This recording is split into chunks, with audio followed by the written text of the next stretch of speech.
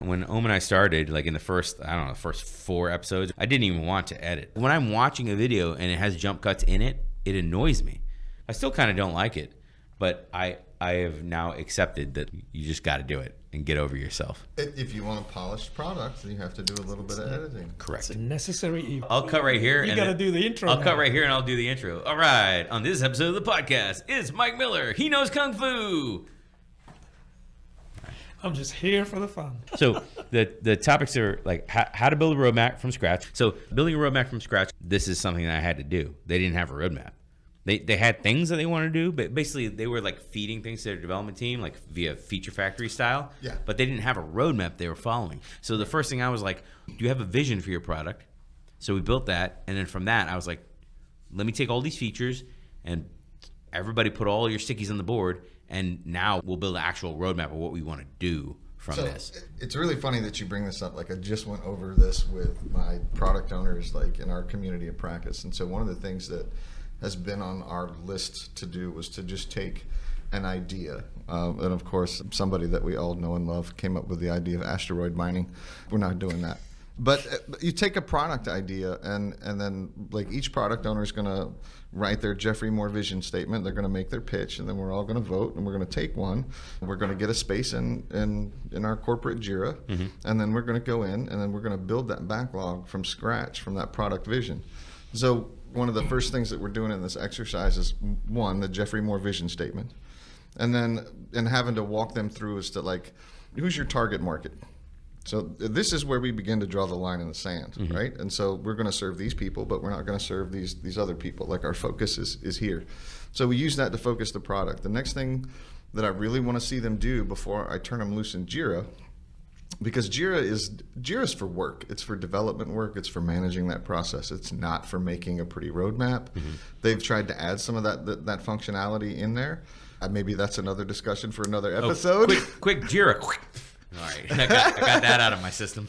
But something like feature map, like an app like feature map, and then take and walk the product owners through like from start to finish. So your customer begins to interact with this application. What's the first thing that you need? And then you do that story map, and you start with your high level features, but you're doing it as envisioning the customer, putting yourself in the customer's place, and then walking through the application. So that gets you from left to right. And then you start to build down with your CRUD functions and other things like that. And then you start drawing your line on your MVP. Where is my minimum viable product? What's gold plating? What can we hold off on? And then build it out that way. And then once we have that visual, I'm expecting a few light bulbs to go off if they've never done it before. I've had a couple of them do it on their current products. But then take that and then build that backlog in JIRA, and I'm hoping that some of the things that maybe we have experience with or that we've done over the years, like when I was first learning this stuff, I used to do that all the time for just the dumbest ideas. And it was practice. It was just practice, and practice was what made me good. Yeah, absolutely. Yeah, I mean, one of the other things that people get confused about when we talk about MVP is the difference between MVP and minimally marketable features. Minimal marketable features, right? Which is where you can look at the skeleton and start to pare down even more, because it's your first foray in the market. You want to not really build out all the bells and whistles necessarily. And what might help there, especially if it's a complex organization, is some sort of value stream mapping that starts way up before this, right? Because we're in the product now. There could be multiple of products, right? Yeah. But a value stream would then say, of these, which ones does the organization prioritize? I mean, literally follow the money. So like we're in a two-tiered kind of product system. So we have product managers and we have product owners. And I know some people would say like, oh, well, that makes sense. And some other people, might, scream that that's heresy. It is what it is. When I walked in the door, that's what we had. Our product managers are primarily external facing, market facing. Yeah. And then our product owners are internal facing. They interact with the team every day. They help guide development. What's expected is a synergy there, like a separation of duties that requires a certain amount of communication and synergy. So like we're hoping to build on that relationship to give us more opportunity for the product owners to dig deeper on their side and for the product managers to dig deeper on their side. Yeah. I almost don't want to segue right now because we have two topics on the table right now, which is still building the roadmap.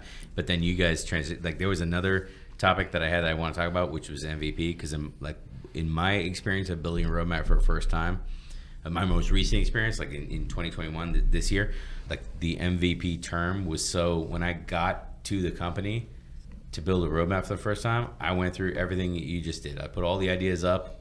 We voted on what was the most important. Executives had their input. We moved some stuff around. And then from that started to emerge an MVP. But even from that, we still had to break things down before we truly could identify the MVP. But the term MVP was so co-opted by different developers and different people that had their inputs that I couldn't even use the term MVP. I couldn't even use the term minimal viable product because they were like, well, everything. I need everything. And I'm like, no, you don't. I was like, listen, you don't even know. Like, I was like, I'm here. You don't even know what everything is. So I'm still extrapolating requirements out of what you want. You know what I mean? The possibilities, and then stripping away the possibilities to say, this is what we absolutely need. I'm still defining what the MVP is. You don't even know what it is yet. But to the business, they're like, well, I can't take it to market until I have everything. But the point number one that I would like to make is like the Agile vocabulary. Like the longer I stay in this part of the industry, like the vocabulary just starts to make my skin crawl. Yeah. and part of it's because like it's so co-opted. I mean, like the one guy that did like the whole like Agile is dead video or whatever, like Alan Halhoub or whatever. I don't even remember his name. But it's because he did that video because it's been co-opted. Right, yeah. And so you can't use these terms without bringing baggage to the table. Yeah. And so I know I had a second point, but now it's just like middle age. It's gone. That's the way it is. But like I had to, for the business, I had to break their MVP because again, their MVP, like they were like, well, I don't want to see anything until you deliver me my MVP. But the MVP was multiple sprints of work. Got it. Good. I knew you would find your point. So we just did a big room planning session. And then so some of we were having the product managers go around and assign business value. Yeah. It was funny. I watched a video earlier today about this Agile guy. I think it's called the Agile Podcast, and he was talking about assigning business value to certain things. So, but the mistake I think that the product manager made was they went in and they looked at all of the PI objectives for a given team, and then they assigned 10 to every one. Of course. And so I stopped the group and I said, okay, like here we have a little bit of a gotcha, and maybe we don't want to assign 10 to everything.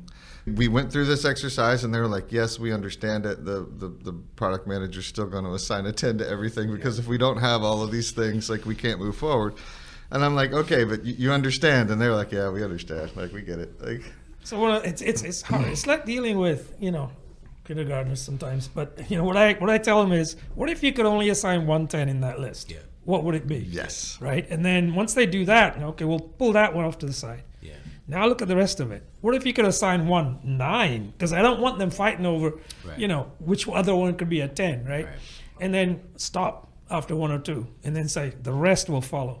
Yeah, and I think that's a good tactic. I think there's at least one framework that I know of that follows a similar pattern, where you maybe use the numbers in the Fibonacci sequence, but you only use each number once. Mm-hmm. Right. That's what I did when I was establishing we had the roadmap level, and then we had features under the roadmap, and that's what I did. I gave them swim lanes, and I was like, you need to organize these now, and swim lane number 1 is whatever 10, whatever. I was like, swim lane number 1 is the number 1 priority. And this is number 2, and I was like, you only put 1 in each category, and then once you get down to I can't remember how many features there were, but I was like, once you get down to the bottom of the board, I don't care about any of this stuff anymore. I was like, it's just a giant pool. You have 10 features. I mean, at that company, we only had 3 teams at the time, but we had 2 product lines. So like, you could move one of the teams between product lines or whatever, but I was like, how many? You can designate 12 features that we want to work on, but everything's getting in line at some point. Yep. And then the rest of everything is just, I think out of that initial session,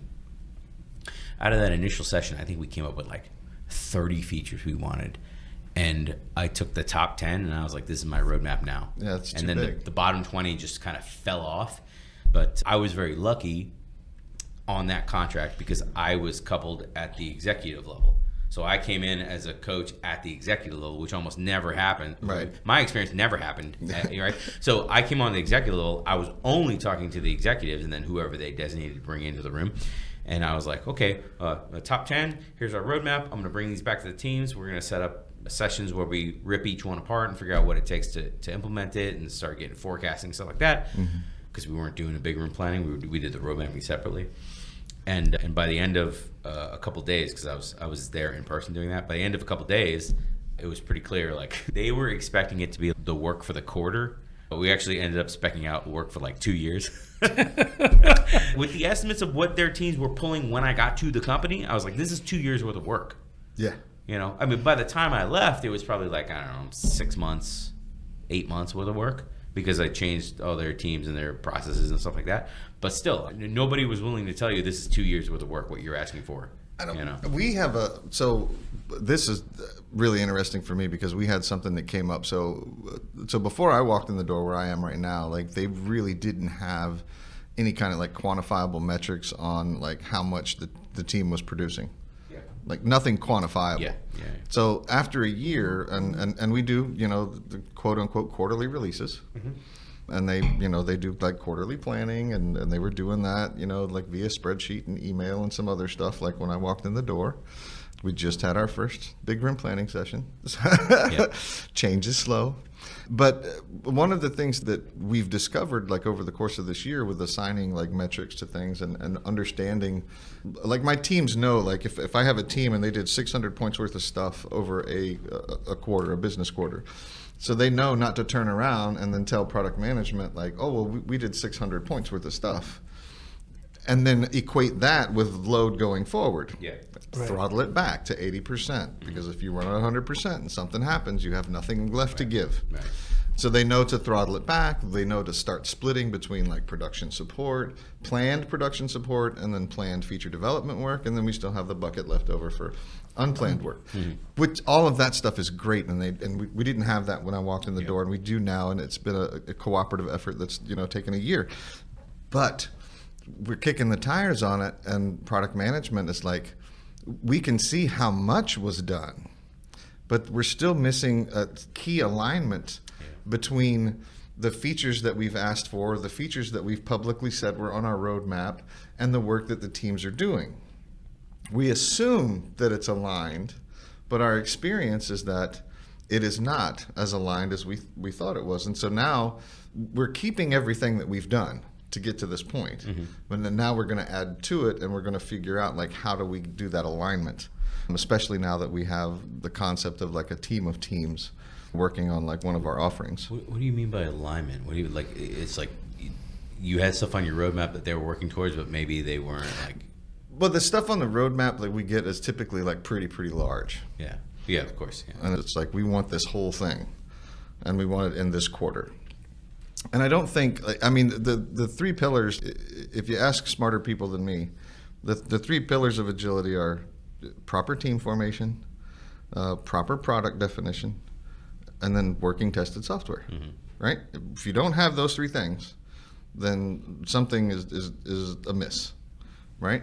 And so it's about, to me, it's about product definition, it's about feature definition, it's about, like MVPs, it's how we define this stuff. And then break that work down and then match that to capacity.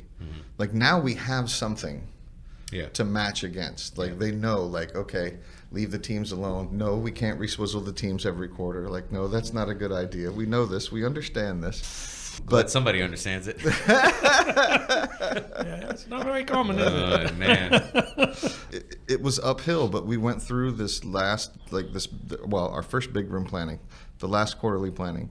And no spreadsheets, no emails. Yeah. We did it live. And there was, for the first time in a year since I've been there was no talk of reswizzling the teams. None. Yeah. None whatsoever. Nobody even brought it up. Yeah. Amazing. These types of, organizational change, like, it's slow. It's very, very slow. Yeah. And we don't, I think human beings, we like things to be like quick. We like them to be sequential. We like them to be non-complex. Right. And groups of people working on complex products, not so much. Well, we come from the industrial age, right? I'm not going to segue from our topic, though, because we talked about that before, and it never came back from that segue, right? You want to come back? Oh, man. You want to talk about French classism? Oh, man. I'm all about it. Taylorism and all that stuff. Taylorism? I'm all about it. He's my buddy. Taylor's my buddy. The MVP. This is so what I had to do, because MVP was so co-opted, I had to come up with different terms. All right? Now stick with me on this one, because it's going to be... Yeah, I know. Stick with me on the ride along. Is there a seatbelt? No, there's not. So what I did was, because MVP, the business just couldn't wrap their head around MVP being anything except everything that they wanted forever, all their dreams coming true all at once and going to production. So what we were doing in that instance was we were building a mobile app, okay, and they were like, well, I want all these different functions that spread across all these different business areas or whatever, and I was like, listen. I want a mobile app that's in the stores. I can download it or whatever, in beta in the stores, but it's in the stores. It's in, whether it's not live or public or whatever, it's completely different. But it's I want a mobile app. It's in the stores. I can sign into it. It's integrated with our authentication, and I could see the main purpose of our product. The main purpose of that product at the time was to see whatever assets that you had for your company, you could see them on the main page to know that you had a problem with some things that you had. Whatever. I'm trying to keep purposefully general, so I'm not specifying anything. But the point of the app is you're going and opening the app to see what assets that you have, to do some kind of investigation of something. How dare you? I just forgot to turn it off. The MVP to me was that, and getting into the stores and getting the basic tests that need to happen set up and automated, and making sure my core of my app works. Mm-hmm. Yeah, no, the MVP for them was a whole bunch of other bells and whistles that I as the product owner did not consider important. Right. It's maturity. One of the things that we're learning where I'm at currently is that maturity in software development, just forget Agile. Maturity in software development is earned. Yeah. Right? And it's earned, and you have to keep people together, and there are things that you have to do in order to get that to happen. You do have to inject new blood every now and then. We've got a guy in implementations that is he's just a DevOps wizard. He's visionary. He's coming in and he's automating things that people swore could not be automated. I think where I'm at right now, we have a lot of serial touchers. They like to go in and touch servers, and I, having done a stint for several years as a Scrum Master on a DevOps team. What do the kids say now? It's pretty cringe. Yeah. You don't touch the server. Yeah, it's all code. Yeah. That kind of maturity is earned slowly over time. And the same thing with the Agile stuff or whatever, it's earned slowly over time. And for me, I know a lot of people, it's well, go out and get training and do this and practice and yada, yada, yada. But sometimes you just have to jumpstart companies. It's just go in and do it. And it's well, we won't do it right. Correct. Yeah. Expect to not do it right. You will not do it right, but you will have done it. Mm-hmm. Oh, you will have done something. You just stumbled across my whole podcast mantra right now. Just start doing it, and we'll figure it out. I wrote myself a sticky as do an intro. We don't have much mid conversation. Yeah, do an intro. Sorry, I hate to break a train. It's all good. I just did it, but no, the business would fight me on what the MVP was. But I was a product owner. I was the only product owner. So basically, the MVP was what I said the MVP was. So I came up with another term. I said minimum functioning product, which is I need my app in the store, and I need to be able to see basic operations on the main screen, even if I can't interact with them. So basically, I can log in and I can see my first screen. And I was like, get me that, and that'll be my MVP. But I didn't call it MVP because I couldn't. No, I going back to the roadmap or the story map or whatever, they call it the walking skeleton. You have to go in and put in your backbone. And if people are if their imaginations have run so wild that they're now 30 features deep, it's like you do your backbone. If you don't have your backbone, it's like you can do whatever you want, but if your backbone's not there, then your app's not going to work. It's not going to be sustainable. You have to do the backbone first. I guess to us that feels painfully obvious. Yeah.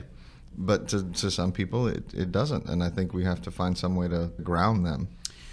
Yeah, I mean the other thing with those guys was I mean maybe other Scrum Masters. I mean, I was in the product position, but actually I was kind of both, because that company didn't have a Scrum Master. I was kind of representing both at that point in time. But it's probably because of my testing background that I was like, if you guys don't do this now, you'll never do it. You put it in the stores, you have something that like checks that your login works, checks that your main screen works, brings back an actual screen and not garbage. I was like, if you don't automate this now and have kind of checks and balances that are just built into it now, trust me, you'll never go back and do it. Because the cost of going back and doing it will be so astronomical, you'll never put the money into that. Also, you'll never hire somebody to, you'll be like, well, how come my developers can't just write these tests? Why do I gotta hire an automation engineer to set up whatever? That to me is the same kind of conversation as like, why do I need a Scrum Master? It's just a role. I can just have my developer pull that role part-time or whatever. I have no answer for that. And I do. Oh, okay, all right. Please. I do, because I was at a place and we tried this, and the reason why we tried it wasn't because it's like, hey, let's go violate 12 agile principles before 9 a.m. Like that wasn't the thought that we had when we woke up, but that was the best that we could do. Like that was literally at that point, that was the closest that we could get to the model. However, I tend to frame things in terms of an experiment. So like, okay, let's go do this, but let's put a time box on it. We're going to do this for 1 sprint or 2 sprints, what have you. So we frame it in terms of an experiment, and then we come back and when we do a little retro on it, and we say like, is this working for us? In that particular instance, we were asking like development leads, do you feel comfortable performing the role of the Scrum Master? Like the company didn't.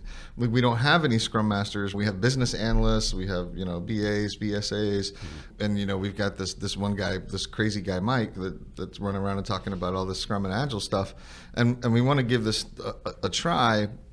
So we tried it, and they came back and they were like, no, that's just way too much work. They're like, I can't, I don't have time to coach my developers. I don't have time to play the senior engineer on the team if I'm doing all this other stuff. And then so we listened, right? And that's an important thing. Listen to what your teams are telling you, and then take a different approach.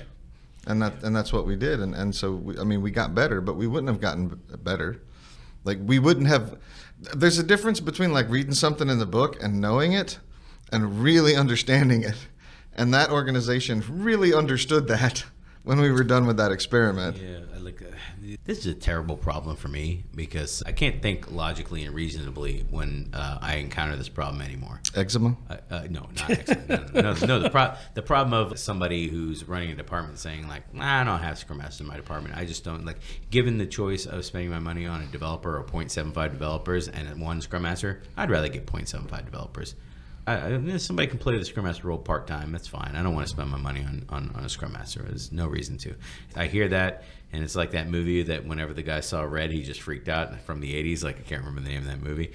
But I get that because I just encountered it so many times. If you ever encountered a concept so simple that it's too simple for you to talk about, like somebody asks you to explain something and you're like, I can't.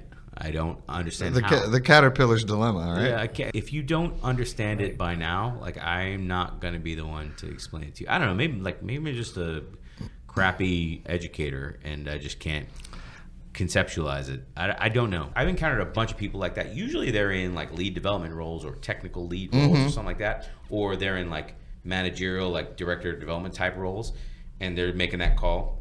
Based on nothing, not based on any evidence or whatever. They haven't tried it. They're just like, oh, I don't need that. It's funny, man. Like you're just checking all the boxes. Like so, I like to do that sometimes. They're in like leader, senior, some kind of a technical role, so in the Agile frameworks, we've all seen this, right?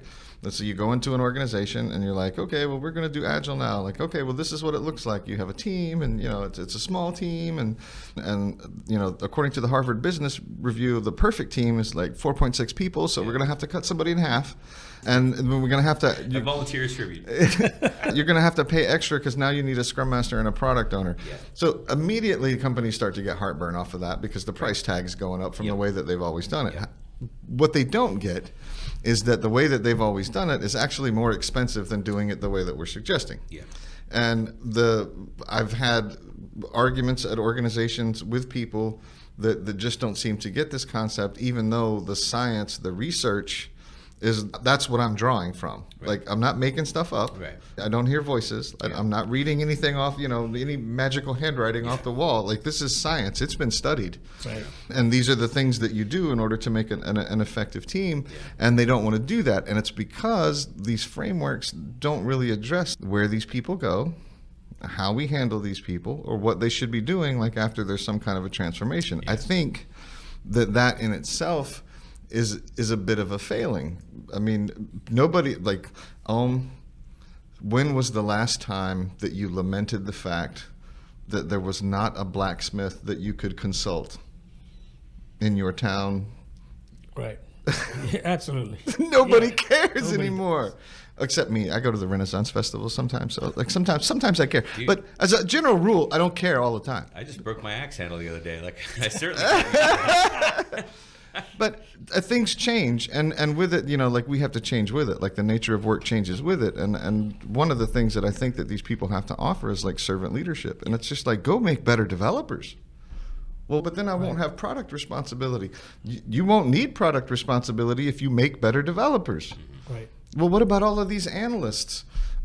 I don't go make better analysts or turn them into product owners. Transform, change, turn some of them into Scrum Masters. Where are their strengths? Look at that. Look at the people.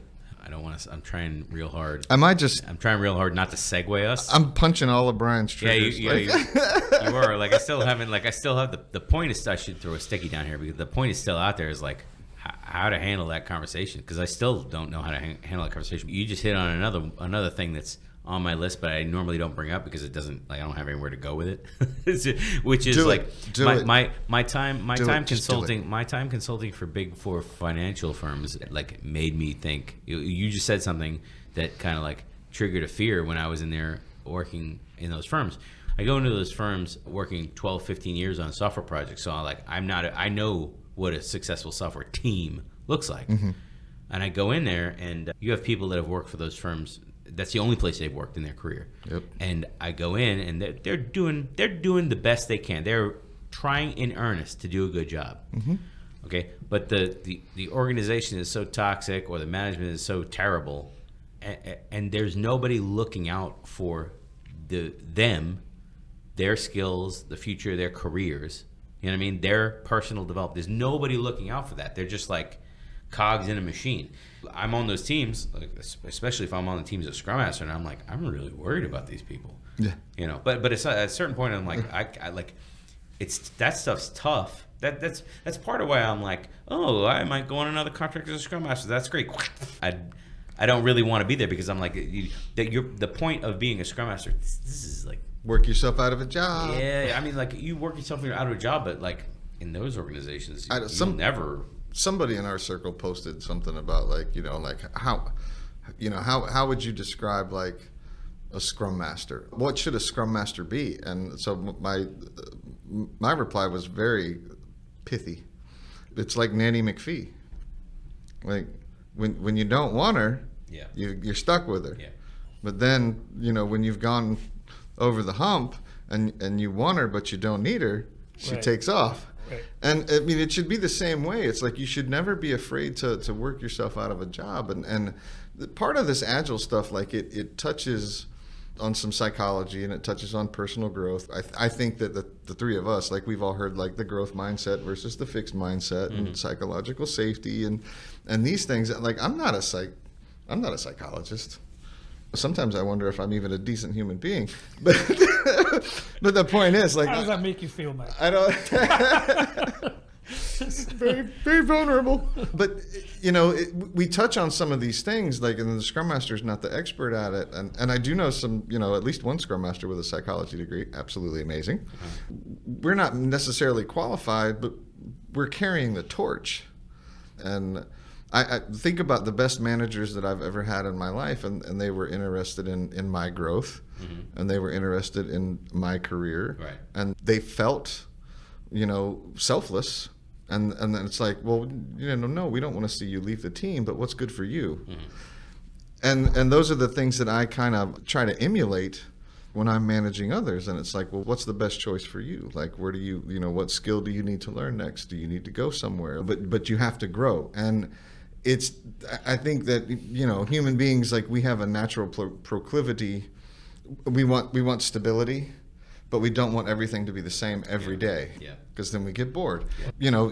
We want that stability, but we don't want everything to be the same. Like, we want change, but we only want change like when we want it. Yeah, on our own schedule. Yeah. Well, that's like, this is. We wind up fighting all this stuff. And we got super deep, super quick. I have another video that talks about this. Like, human, like, the spirit of the human being is like, you're meant to be an adventurer. You're meant to be out there, like, throwing yourself against the rocks, trying to figure out what to do, and when you're not doing that, you have like an internal conflict because you're not challenging yourself or whatever. But I go back to when I was at these large firms, you're getting told what to do, and you're getting challenged from the perspective of like someone's asking you to do things at the last minute and giving you a bunch of grief or whatever. The point for me was like, it was really obvious, and I always had challenges. I always had challenges in the Scrum Master role because I'm like, well, I'm the only person caring about these team members. Like, I don't even work here. I'm just contracted. I don't even work here. So like, these people work here, and it's just a full-time cutthroat culture. And I'm like, my only advice is like, you guys should really work. Like, you should go find a better boss to work for, who's gonna help you. Because nobody here is helping. I mean, I don't even know. Sometimes I pick a lane and I just drive down it until it becomes a dirt road, and then I'm like, I'm lost. And a headlight goes out. I manage a group of product owners. Again, like, I don't have direct product responsibility. Yeah. Do I write product features? Yeah, sometimes. Yeah. But not because I think that this is a great feature. It's because somebody else is working on it and they've asked for my help. Mm-hmm. Do I write user stories? Yes. But again, not because I'm breaking something down from a product feature. It's because somebody needs help. Yeah.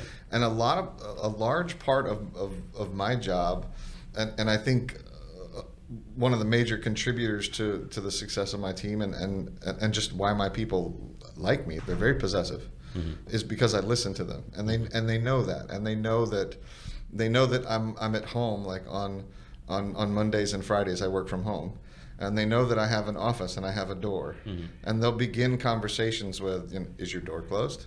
And then they just vent. Yeah. But having someone to vent to, I tell people at work, a lot of people know this, that my office is the safest place. You can just come in and you can literally just say anything, and it doesn't matter. And we'll work through it. But that is a large part of it right there, is just listening to people, acting as like a release valve, like letting them hit their equilibrium again, like after they've gone through a difficult interaction with somebody else. But it's that kind of stuff that you have to interject into a team that builds the trust, that builds the psychological safety, right? We see it all the time on LinkedIn. Like, a team is not a group of people that work together. It's a group of people that trust each other. Right. And we talk about, psychological safety, trust. We talk about high-performing teams. And there's a mechanical part of it, and then there's a non-mechanical part of it. Just as important, if not more. Yeah, absolutely. Yeah. But to your point, having somebody that the team can just talk to, right? That's pretty rare. I don't see that very often on most teams, where they feel like they can confide in somebody without fear of any repercussion, right? Yeah. So that's like the therapist role, if you like, that we play. And it is critical. Nobody teaches you that. You just have to have that empathy for your team to do it. Because I don't see most product owners or Scrum Masters actually doing that. There's always this idea of judgment, and that needs to be removed at times. Yeah, no, Scrum Masters I've seen in the past have performed that role a lot. I don't see a lot of product owners. So if I was punching your buttons earlier by the things that I was talking about, like, this is one of mine, right? I believe in professional product managers and product owners. I can go in and I can learn your product. Unless you're doing something that helps, like, launch rockets into space, or brain surgery, I can probably learn your product. And if I'm interested, if I'm even mildly interested, like I'll go in and I'll do a good job. I don't like to borrow part-time product owners from the business and then have the product owner come into the team and then say, well, this is all the time that I have for you guys. I have to go back to my real job now. Yeah. Yeah. And one of the best like accidental product owners that I've ever worked with was like that. That was how she started out. But then she started beating that drum of like, no, this application is my work. When can I switch over? Yeah. And her bosses didn't like it, but everybody else did. And we knew that she had a talent for this.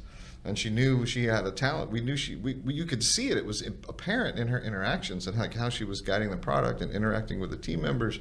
And then she got with me. I was acting as their scrum master, and that team just kind of took off. And it was like, wow. So if we do use the parts right, if we do set this up right, amazing things do happen. Right. It's hard for us, like as Agile professionals, to get past this part of where, well, it's part art and it's part science. The science part, like, people will eventually get. The art part, they have a hard time with that one. And a lot of the Agile professionals tend to be very dogmatic as well, right? And do things yes. by the book. Yes. Like if you're not doing all these things for this checklist, you're not doing Agile kind of thing. Oh, and the whole, like, doing Agile and being Agile. Yeah. You can't do Agile. You have to be Agile. Thanks for listening to the Angry Agilists on NPR. Like that whole thing, that's one of my triggers right there. Is like, you have to be agile. Like if you're fat and you want to lose weight, and I resemble that right now, you can't just decide to be skinny. I've tried. It doesn't work.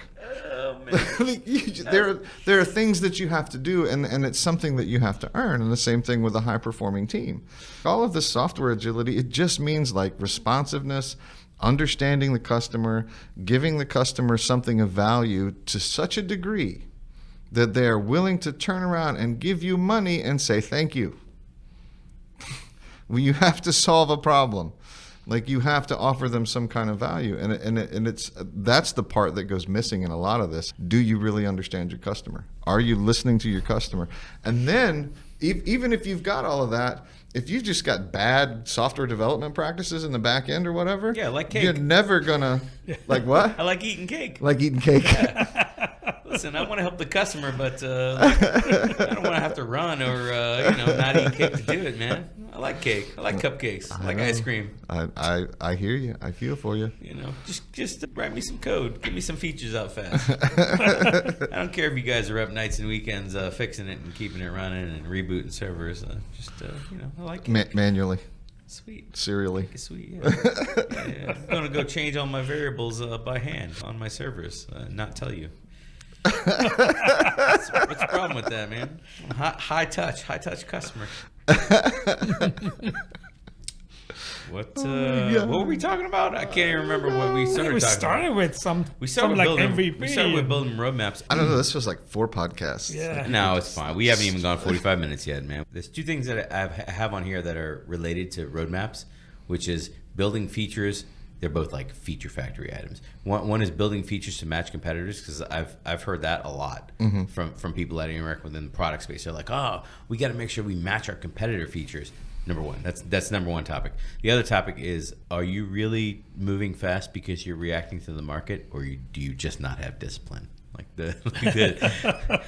Okay, because you don't know the difference until you join the company and you're in with them to know what the difference is. God, we move fast. We're trying to they kind of go together, because reacting to the market and reacting when your competitors put out features, so you can put out like somewhat parity features. I dealt with that when I was a product owner, because whenever someone brings me an enhancement, that doesn't matter what it is, right? Or they want to put something on the roadmap, or tell me that sales does this a lot of times. They're like, we got to sell this customer, so you got to add this ability in software. And I would say, well, I want some kind of numbers first before I will commit to anything. I touched on this last time, but I did it in a terrible way. So I'm going to introduce it probably better this time, which is like the best product managers / owners that I've worked with, when they hear something, they will challenge first before they just accept it. Yeah. They're like, why do we have to do that? Yeah. You know, I mean, they do it in a tactful way. They don't do it like I do, because I do it exactly like I just said. I'm like, what are the numbers represent? Like, oh, if we added some sort of like PDF markup functionality to a mobile app that we had. Is like customers have some kind of PDF that's stored as part of the application. They can open it back up. It loads from our servers. Every time they open it, there's some sort of like transaction with our server. But then they're editing the PDF and saving it. There's a cost to our servers there. And in addition, every PDF editing deal, you have to like buy a license, and then it's a yearly license. Normally, those licenses explode over time with related to cost. Like they'll sell you the license, but then like the first couple of years is like low cost, and then it gets like 7% gain over year or whatever, and that's how those companies make their money. This customer that we're trying to sell this feature, the customer wouldn't sign until you could edit PDFs in the application, because apparently a competitor had that. I was like, what? How many transactions are we talking about from this company? Like, how much are they going to be paying us related to our other customers? Number one. I was like, number two, are these company phones they're working off of? And if they are company phones, are they all Android?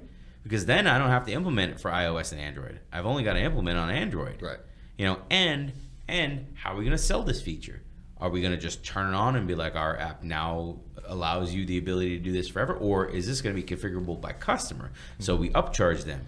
And then if we upcharge them, are we upcharging for platform, or is it different? Is it the same? Like what? So I had a million things. I broke that down when the company asked for, before they had me as a product owner, they would just ask the development director, engineering leader, whatever. They'd be like, add this to the product. And that would be the old one-liner grenade dropped into the product development team, and then they'd have to hurry up and scramble and make it their top priority or whatever. But like I would intercept it before it got to the team. Like that, all those conversations would be had with the different department heads before it ever got to the team. Yeah. And then I would have to decide how to implement it. But I'd want some at least bare bones metrics. How many transactions are we talking about? How many users are we talking about? How are they going to pay for it? How are we going to sell it? Before I even think about taking it in. You want to take a run at this before I open my mouth? There's lots there, right? So it all bubbles up to the why. Why are we doing this? Yeah. Why should we do it? Why should we not do it, right? And just because a competitor has this feature doesn't mean we have to do it, because maybe we have other features that are more competitive that they don't have. So you have to do a whole analysis there.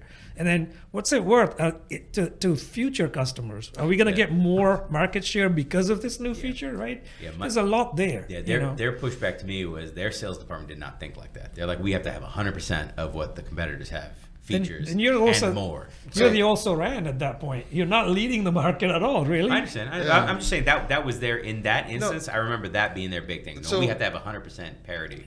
So now you're starting to touch on the difference between like a product manager and like a product owner. So when you go to some of the Agile certification training classes, or you study some of this stuff, like a lot of the stuff that we just talked about in the past few minutes, like doesn't get mentioned very much at all. No. And so like so the idea that a product owner is like somebody that you like nominate inside your company, and they're the chief executive of that product, and the company has to respect their decisions, and their decision is final, and they're not doing that homework. Yeah.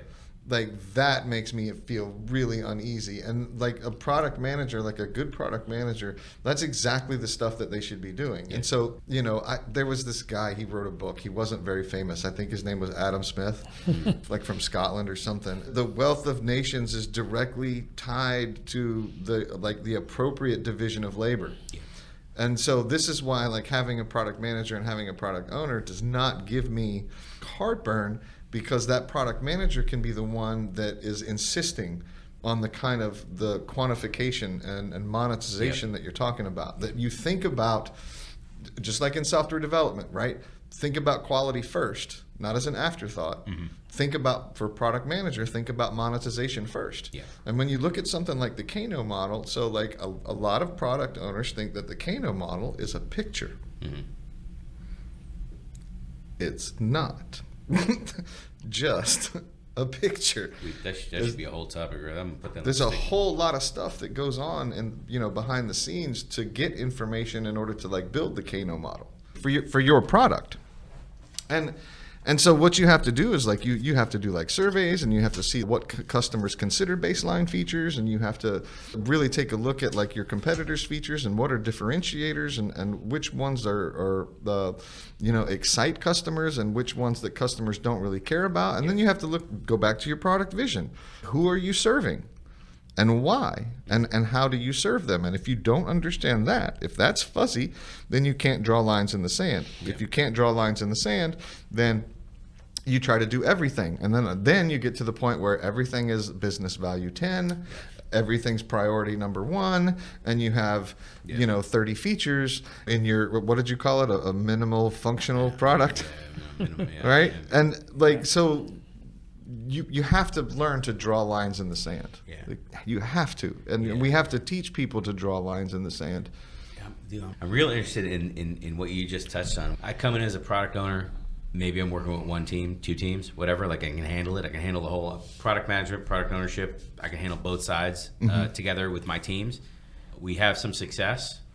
Company spins up another team. Now I got 3. Now I'm stretched. Company spins up 2 more teams because like we got our model down, got a backlog. Company wants to accelerate development. They bring on more teams. Maybe they bring on another product owner. Now there's 2 of us. Now we have coordination. At some point, the 2 of us, the amount of time we spend to our teams and internal stakeholders, just keeping our stuff running, at some point we'll see the need to have the product manager come in doing what you were talking about, like just looking at talking to customers, doing surveys. At some point we will need to split those responsibilities, right? When the company's small and the teams are we could probably go back and forth about the actual number of teams, the people, whatever. But when a company's small, 1 person can do all that stuff. There's a point where you grow where you just need to like make the case to split them apart, and then exactly what pieces of the job role split into the product manager and what stays with the product owner, like all that stuff. I have an interest in talking about. Now you're talking about scalability, and buddy, you're talking about like the difference between like a single cell and a human baby.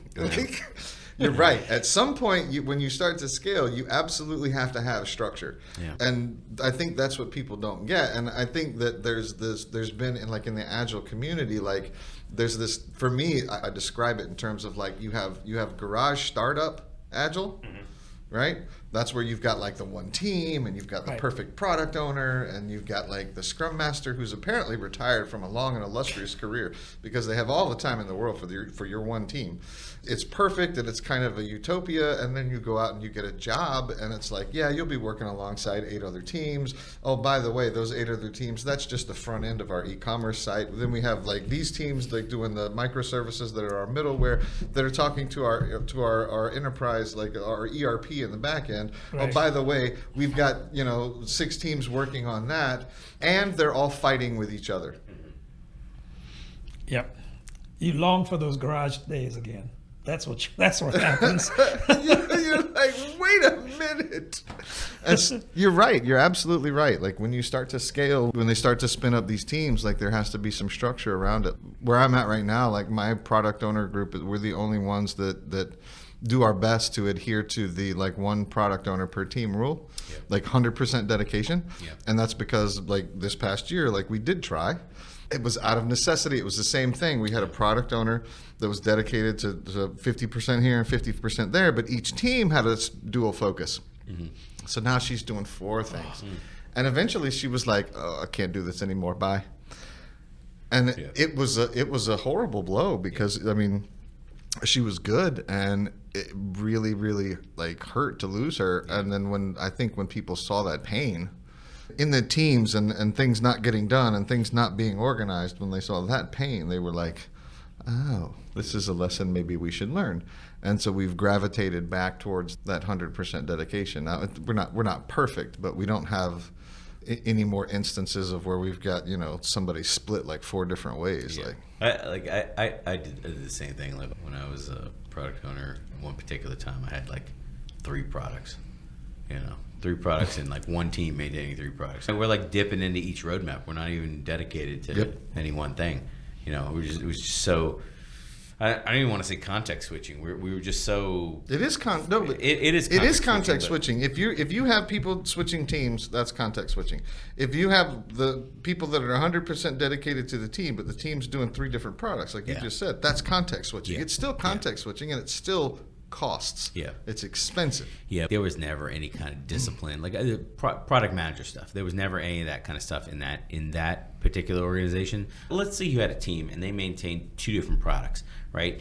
Whatever system you use, Jira, Azure DevOps, whatever system you're using, you would want some kind of, like in ADO, you would want your area path. Yeah, you would want your area path for each item that you're working on to be distinct, so that you can at the end of the project, or at the end of a period of time, or whatever, monthly, whatever it is, I don't know, weekly, I don't know what it is, you could say, all right, X percentage of our effort has gone into product A, and X percentage has gone into product B. Here's the cost of the team. And that means that this product takes X amount of dollars, and this product takes Y amount of dollars, easily designated from the points or business value or whatever, however you break it down. Just number of stories, however you break it down, doesn't really matter. In my instance, the teams that I just described were working for somebody who rolled up to the development chain of command. So not only did they not know how to do any of that stuff, they didn't even know they should be looking for that kind of stuff. They were just like, give it to that team and make it go away. Like, just service all the requests and don't bother me. And that was the organization. Agile. That's fragile, not agile. But I mean, like Agile means no rules, no documentation, and we're going to do whatever we want, whenever we want. But that is how they implemented it. Yeah, they were like, this is going to make developers' lives better. Do you want to eat pizza at 8 a.m. in the morning and throw out the backlog? I know we can't even say it with a straight face. We can't even describe that with a straight face. I approve. Okay, now we're going to do the Agile ambush. It's like word association. I'm going to say something, and you just say the first thing that comes to your mind. And then you just pull out these statements that are just like, it's just one ambush after another, one bombastic statement after another. And you do like 6 or 7 of those. And I like that. I think it's a great segment. Like, yeah. I already have ones that are immediately in my mind. Is like, management wants to see your velocity. Your velocity is not as fast as the other teams. Right. Like, what's the first thing that comes to your mind? Is management going to take me to dinner first? That should be the first thing. Yeah. Everything has a price. I don't know how you're going to edit any of this to make sense. Nobody watches the video anyway, so it's okay. We usually thank the 2 people that watch. Yeah, thank you, 2 people. Well, I'm not really doing it for anybody. I'm not doing it for a company. I'm not doing it because I'm trying to propose something or do whatever. Like, part of why I'm where I'm at right now is I think all the people I have access to should be talking to each other. And I think somebody should be capturing those conversations.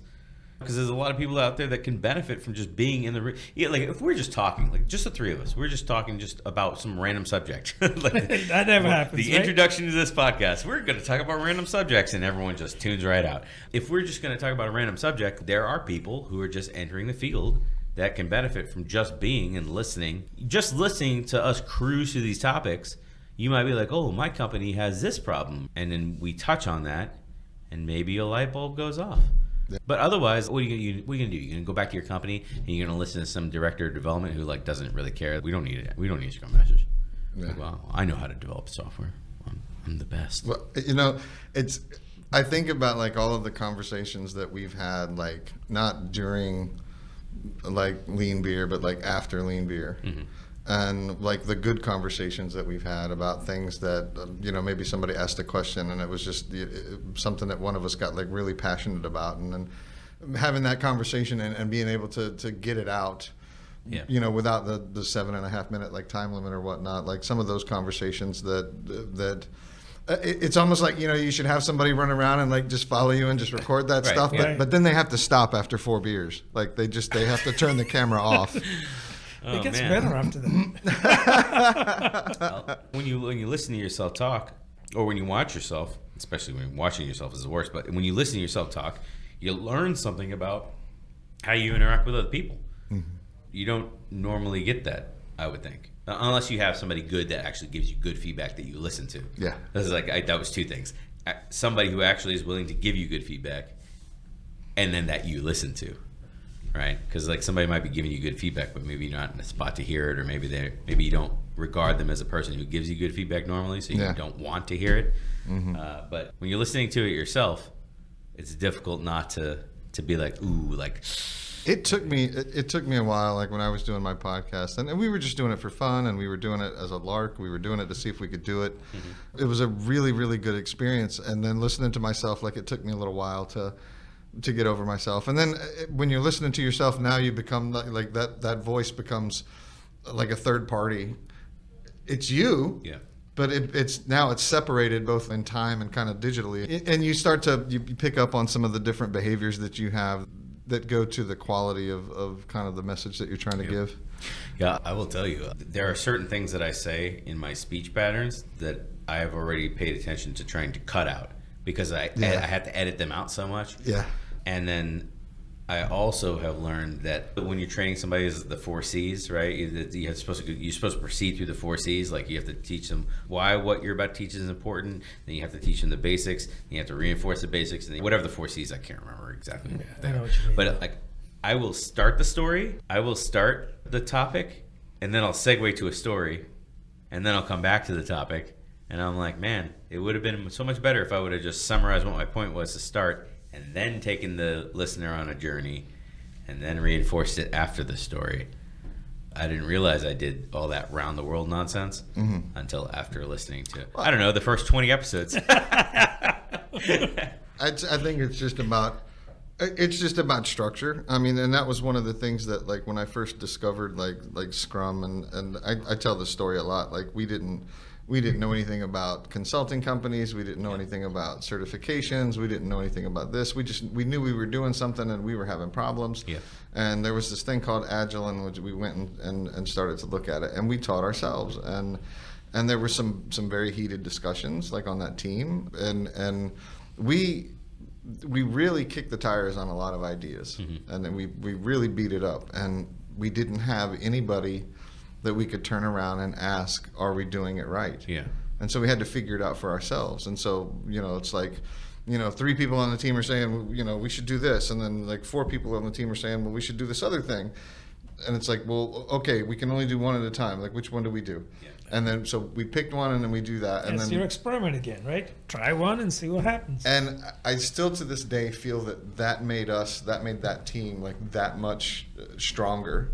And then of course, after we did hit that high performing sweet spot, we started to deliver, and then we started to deliver like one remarkable software update after another. And then the company was like, we're splitting you apart, and we're going to send each of you to a different place, and then you have to teach all the other people like how to do what you did. And so they took the magic and then pulled it apart. And then there was no more magic. Of course, they expected miracles, right? And and I think that broke the fellowship.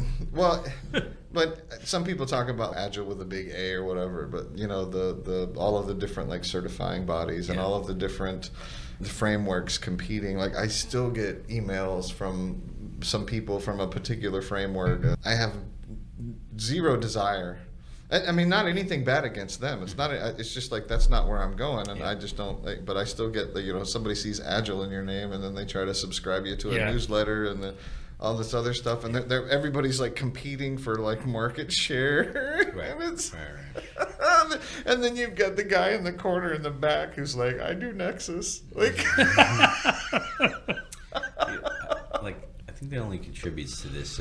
We talked about this. This is like a recurring segment, podcast recurring segment, which is like the infinite customization. Somebody will come in and be like, "Oh, it's okay, just roll your own implementation of Agile. It's okay because like I want to sell you my training, and that's why they lead you towards. You just do whatever works for you." No. But at a certain point, we're talking about specifically about Scrum. Last episode is like there are certain things that if you're not doing it correctly, you shouldn't be doing Scrum. So like that was one of those things is like, yeah, you can roll your own, you can do your own thing, forge your own path, build your own agility that's, custom to your organization. Don't be like Spotify, build your own version or whatever. Like, you hear this occasionally, right? Oh, every implementation is custom. But how much of that mantra is, I just want to sell you something? Yeah. There are certain things that was on my trigger cards, by the way. There's certain things that you can't break. I mean, and like the building of the trust. Like you have to be able to look at a team and say, like, you know what? Like if we fall flat on our faces, like for the next 6 sprints or whatever, like we're not going to change this team. Like you're not getting fired. Right. And that's a real thing for some people, that they really worry about that, and by telling them, like, no, like we're going to stay here until we get this right, or we're going to make a long-term investment in this. Now obviously, if we continue to fail, then changes are going to be made, but in the near term or whatever, you're stuck with us. We're stuck with you, and we have to figure this thing out. So like you're not getting out of this room now. How do we make it work? There's certain things that you can't violate that will lead you down that path. One is the willingness to like experiment. I still think that I don't describe myself as like a strong agilist. Like I don't, but some people have described me as that. And I think that what it was that before I learned about any of the frameworks, before I learned about, that there's companies that you can go to classes, like we just tried to figure it out for ourselves. And so we went down like all of the cul-de-sacs, like all of the dead end, like we went down all of those and then backed out and turned around and went somewhere else. And it was a group of us that largely stayed together for over the course of several years, 2, 3, 4 years. Yeah, I think some of those people that say you can roll your own, you'll find when you look closer under the lid, they're using that as an excuse to do anything and everything. Just basically, just rebel. It won't work here. We've tried it a couple of years ago, right? Agile doesn't work. We're special. Right. And then you look at what they're actually doing in practice. Like you said, you can't break some of the basics, right? And they're not even doing that right. And this is their way of saying, yeah, it doesn't work here, so we're just going to call it roll our own. This is our version of it. Yeah. Right. Was it Deming or the other guy that said every company says that they're special and unique? Like, and the management of every company thinks that they're like this fabulous snowflake, and it's like, no, all the principles are still the same. Well, we didn't talk about portfolio management because I don't know what it is. I feel like portfolio management and budgeting go together. They do.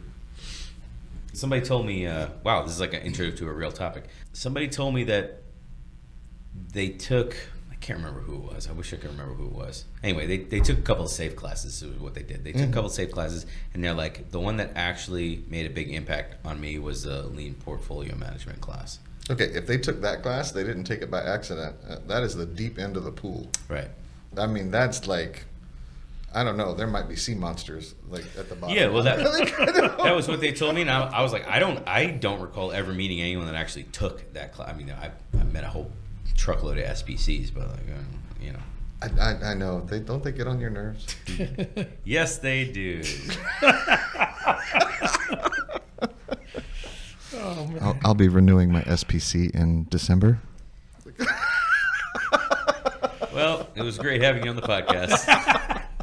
Gotta keep paying those dues. Right. No, lean port. Like Ohm said it earlier. Like when he started talking about like value stream, just the concept of a value stream, like literally is from concept or trigger to they say concept to cash, or like trigger to getting paid. Mm-hmm. And there's two levels of that. Like there's the operational one, and I think this is where the confusion begins to creep in for a lot of people. Yeah. Is that you've got the operational value stream, that's the company, right? And then you've got these development value streams that contribute upwards into those operational value streams. Let's say you're doing something simple like a fruit stand, right? You own the fruit trees. You go out, you pick the fruit trees, you build yourself a little stand, you only take cash, you make yourself a little sign. Like you own all of that. Like somebody drives by, they see the sign, they get out, so the sign's the trigger. Yeah. They get out, they say, hey, like I want that basket of oranges. Then you say, yeah, that'll be $6. Like I don't know what oranges go for. And then so there you go. They get their value, you get the cash, and then like that's your operational value stream. Yeah. Now you introduced Square. Or any payment system like that. So something that you're running off your phone or a tablet. So now you have infrastructure costs that go beyond the limitations or that you were able to easily overcome. So now you need Wi-Fi in your fruit stand. Wi-Fi in a fruit stand. Crazy topics we have here. Makes sense to me. and then you have to have like a tablet, or you have to have like a smartphone. Wi-Fi is unreliable. You need a LAN connection. You need to run a wire to your fruit stand. So now you have power. Now you have these other, like, so you don't control your vendor or anything like that, but it contributes into your operational value stream. Now there are infrastructure issues and Wi-Fi in the fruit stand. So that's when it starts to get muddy with people, because now when you go into an enterprise environment, you're talking about like, oh, well, we've got Jira, and like, oh, well, the product managers may have that. Well, these other people, they have Salesforce, and then they have Zendesk. So all of those things are not your operational value stream, but they're contributing in some way to your operational value stream. And it's being able to start to parse that kind of stuff out. And then when you talk about, budgeting, I think like very succinctly, like, is you want to fund the value stream. Yeah. Right. So, I mean, so you have to identify the value streams in order to fund them. Mm-hmm. And then you have to look at the contributions to the overall operational value stream. So you want to fund these contributing value streams, like the development value streams. Everything just broke. Like where you just got to the point where you just like the idea of the fruit stand, and then the contribution from other pieces of infrastructure that are supporting it that aren't necessarily the product, but you need them in order to support it. I think everybody was with you. Okay. Like if you're like a CSM or like a CSPO and like you haven't advanced beyond that level, and you kind of don't understand why your agile transformation isn't quite working, or you have all these pieces that are resisting your transformation, or you're resisting traditional, what we think of as like agile concepts, and then you got to the point of like, no, you need to know like what these contributions are to your cost, and then you need to fund that. The money going into what it costs to run your fruit stand and all the rest of the little things. My mind just blew at that point, because like nothing trains me to figure any of that out. Yeah. You know what I mean? They're like, that's product stuff. Your product person should be figuring that out. Get out of class. Here's your cert. They don't talk about it. And I mean, it's sometimes like you take like, and some certifying bodies, they do address it. Some don't address it. Some address it like to a greater degree or a lesser degree. Yeah. But this is something that you really like have to start pulling apart for yourselves. Really, there's only, like one body of knowledge that I'm familiar with that really kind of addresses this. And if you go back to the fruit stand example, like the fruit tree is like a long-term kind of thing. Like it's kind of hard to like parse like the cost of that fruit tree. Yeah. And you really don't have to do it until you start doing something at scale. But if you've just got like one or two fruit trees and you've got your fruit stand. Your fruit trees might be a vendor that you're getting it from. And you know what I mean? Like you might not even own the trees or the orchard or whatever. Could be. Yeah. But once you start to interject things like, like a point of sales, like a software system, and then you have to have the Wi-Fi, like now you're layering costs into your operations that now you have to pass on those costs in the form of, price increases like on your product. Right. A lot of features, I mean, you were talking about this earlier, quantify this feature. The hallway conversation, like I'm just going to get a cup of coffee and somebody's like, hey, I just had this great idea for our product. You really need to write this down. And I'm like, coffee? Like shower thought. But there's no rigor wrapped around it, and that's where like the product managers have to go in and put the rigor around it. But you've got to figure out like when you get a certain amount of these features that have not had any kind of like financial rigor or cost benefit analysis or anything like that, when a certain amount of them like creep into your application, then now you've got like bloat, and you really don't understand like the cost to build your product, the cost to maintain your product, like your infrastructure costs. Like how many Scrum Masters do you know, or product owners, product managers? None. Not a single one. Not a single one. Because we had this conversation last time, three podcasts. When we were over there, we had this conversation, which was if your budgeting is not right, what one team is doing to your software could affect the budget of another team that you're not even connected to. Like what we were talking about is at a company I was at, the sales was like, I want to sell this customer, and they're a really big strategic customer. Sales, obviously, they operate on commission. So if they sell a customer that's going to double their business, aka the number of transactions coming in through their mobile application, they get a huge cut of the commission of the transactions over a period of time. Whatever it is, it was a complicated commission formula. Anyway, the point was the bigger business sales brought in, the bigger check that salesman would get. Yeah. Well, I mean, great for the business because that's Right. recurring revenue for the business. Right. That's definitely what the business wanted. Right. They would bring that customer to me, and I would say, "You want to sell this customer now? Okay. You realize if the customer comes in and just cashes all their chips in right now and is like, we love your application, it's great. We're going to bring our whole operation in, and like in a month we'll have X transactions." And that means we'll be doubling our transactions. You realize if we double our transactions, we're going to have to, we were AWS, by the way, we were AWS backend. So I was like, we'll have to go up 2, maybe 4 levels of our database server in AWS. So basically every time you go up a level in AWS, you pay twice the cost. Mm-hmm. So I was like, you're looking at 4 times the cost of database operations. For and then one customer. And then you're looking at storage, compute, the time it takes for one single transaction to process is through the servers, more load balancers. None of our performance tests were automated. We didn't have any alerts on the back end to know when a system was going down. I was like, all this stuff needs to happen before we think about doubling transactions. Or maybe it doesn't.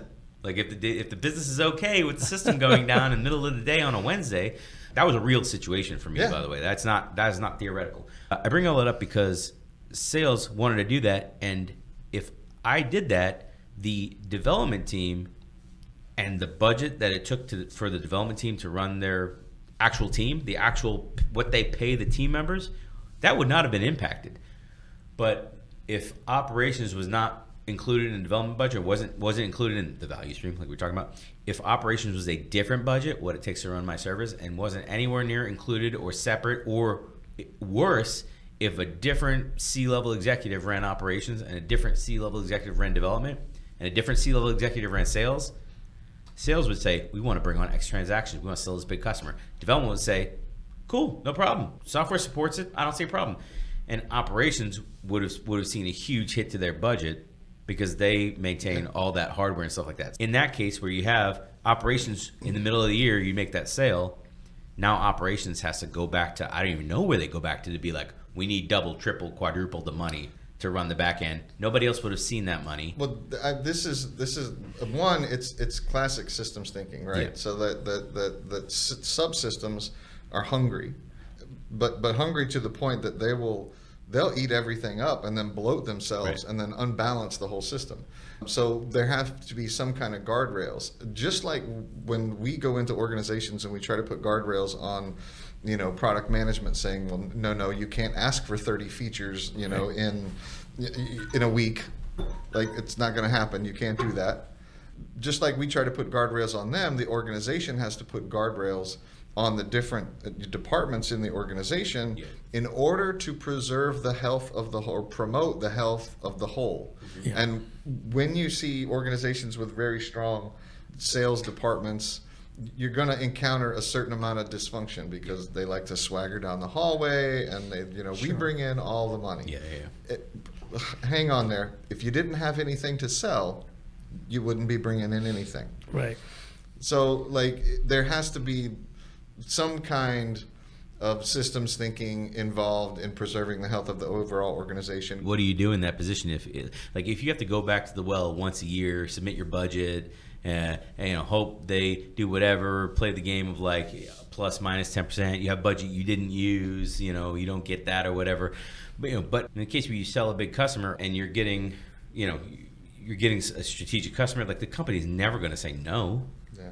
They're always going to say yes. But if the way that you fund your business and the departments within has firewalls between the different pieces that contribute to the product, rather than paying for the product, they do. Then in that instance, how do you figure out the cost for anything? In that instance, it would just look like your operations department just magically one year just started being super expensive. Last year you cost $100,000, and then within 6 months you use your budget times 3 over. Yeah. And they won't. I mean, they'll have an explanation, but their explanation will sound like excuses, basically. I've been in organizations where you don't want to hear excuses. They're like, don't bring me solutions, don't bring me excuses. And be like, you brought on X percentage of transactions. You know? Well, I mean, so if somebody did go in and do like some forensic analysis, then they should be at like an increase. They should be able to see an increase in the number of transactions to the increase in the budget in that one department. But the idea of like departments and of the firewalls between the departments, like most of your Scrum Masters today, Scrum Masters and product owners alike, they're not even cognizant of the run rate of the team or of that concept of a run rate, and then they're not cognizant of they don't know what the specific run rate is for like their specific team, and that's because that information is hidden from them. Yeah. Even when you get up to like in a corporate America, like you get up to like the director level, there are still organizations that don't share financial information with people that are at the director level, that maybe that information is reserved to VPs and above. Yeah. And so it's very, very hard to tie that stuff into. But back to the systems thinking, like you have to keep the entire organization healthy. You have to keep the different subcomponents healthy, and sometimes that means checking them from growing too much and too crazy of a way. But also like taking an economic approach, like early on, like in this whole process of being very transparent. Like I'm aware that there are organizations that just throw their financials up on the wall and they let everybody see it. What I've heard, from people that have worked at places like that is that it feels much more empowering to them. Like they're directly contributing. Like if I go in and I do a good job, like I'm going to see one of those numbers go up. Yeah. Right. Yeah. Right. Yeah. In those cases where those numbers are hidden from, Scrum Masters, directors, etc., there's no reason why they couldn't be provided some kind of blended rate for the team. Right? Yep. It's still going to be in the ballpark anyway. Yep. And HR could do that. They could just say the blended rate for your team is this. Now, if you keep the team the same, which you should, and then you use the blended rate, you can figure out the cost of a sprint, and you can figure out the value of a business value of a point, right? What you're delivering. So it's straight math, really. No, you're absolutely right. You can do that, and HR or the different parts of the organization, like they don't want employees to know what other employees make. That's fine. What you're talking about is exactly how you solve that problem. You just give the team their run rate. Yeah. Right. And so you have somebody on the back end behind the curtain, do the math, come out with the run rate, and then even you could take the exact figure and then just put the little squiggly for approximate in front of it. Yeah. There you go. And the team won't know. No. And nobody's individual rates are disclosed at that point anyway. Correct. So, there are ways to do this. Yeah. Then it allows the team to take an economic approach, and I think this is one of the things that we're getting to. So like if you've read like Stanley McChrystal's like Team of Teams, they talk about like this, teams, networking across teams, and it starts to act more kind of like a neural network or whatever. Teams that don't have economic information can't make sound economic decisions and don't have any idea of the economic impact on another team. Much less another department, or they just don't know. So we're withholding information from them, and we wonder why the team wants to take the most expensive option. Well, in the lack of any kind of economic information, that might be the best technological option. That might be the best in class tool or what have you, but it might not be the best economic decision for the organization. Yeah, and there's another benefit of knowing this, and that is to be able to prevent waste, right? If you knew the cost of waste, the actual cost in dollar terms, that would be empowering for a team to say, if we're going to do this, whatever this is, it's going to cost this, right? Yeah. Let's not do that. So you can weigh up different alternate solutions at that point, or look back and say, geez, that refactoring cost us a lot of money. Let's make sure we don't have to do that again. But this goes back to your boy Taylor that you were mentioning earlier. It was that the line workers don't deserve to know this information, that only the managers are the ones that are smart enough to understand the system as a whole and make these kinds of decisions. I like to use the word enlightened because it's a French thing. But Yeah. It's classism, man. It's classism. The paradigm has shifted, though. I mean, it really, really has shifted. With just fossilization, right? Yeah, like, so please. Fossilization is like you get to a certain point in your life that I feel like I'm rapidly approaching, where you stop learning anything. And that happens too, like, in people's careers. It happens, with people that we see. They get promoted to their highest level of incompetence. My goodness, I see a lot more of that than would like to. Yeah. And I'm very careful, like kind of like with the promotions that I take. Like I usually take a promotion because like I can see the next step. And if somebody came out and said, like, hey man, we want to make you the CEO of this startup, I'm like, whoa, time out. That's not something that I've actively thought about. It's not something I can't see that next step. So I would be very hesitant to take it. But there's some people that'll just jump at it. And then there's some people who think they want to be the CEO of a startup, and then after they're on the project with the CEO of a startup, they come back and say, I don't think I want to do that job anymore. 'Cause I see what that person goes through, and I don't think I want that level of stress in my life. Right, but you don't know what you don't know, and I do think people get to a certain point and they either fossilize or they get stretched out of their depth, or sometimes with the case of developers, it's just one more language, one more tool, and at some point, I imagine, I don't know if this is true or not, but I imagine that it would just get exhausting, like every 18 months, like I have to learn something new. I could see it. I easily could see it. Like, one more thing. I mean, like what I have in my head is not enough. I could easily see it. Just a natural resistance. Speaking of natural resistance, I think it's time to wrap up. All right. Let's cut to a camera so I can do a wrap up. What do we do at wrap up time? We thank the two people that have patiently listened to this podcast. Both of you. Yes. Thank you. Thank you both of you. And please send us the topics you're interested in at agilepodcastquestions@gmail.com. Or couldn't have said it better myself. Or you can comment and write angry tweets at me. Right below. Yeah, below and things. All right. Well, I like to end these awkwardly. That was pretty awkward. Fantastic. Mission accomplished.